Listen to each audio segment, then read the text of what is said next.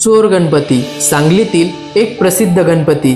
आता तुम्हाला प्रश्न पडला असेल की हे कसलं गणपतीचं रूप ज्याचं नाव घेतल्याशिवाय आपल्याकडे शुभ कार्य सुरू होत नाही, तो विघ्नहर्ता गणपती चोर कसा असेल बरं? पण यात गोंधळून जाण्यासारखं काहीच नाही। चोर गणपती म्हणजे हळूच चोर पावलाने येऊन बसणारा गणपती। गणेश चतुर्थीच्या 4 दिवस आधी पहाटेच्या दरम्यान कोणताही गाजावाजा न करता या गणपतीची स्थापना होते। सुमारे 200 वर्षांपूर्वी कागदाच्या लगद्यापासून पर्यावरणपूर्वक या गणपतीची मूर्ती तयार करण्यात आली होती।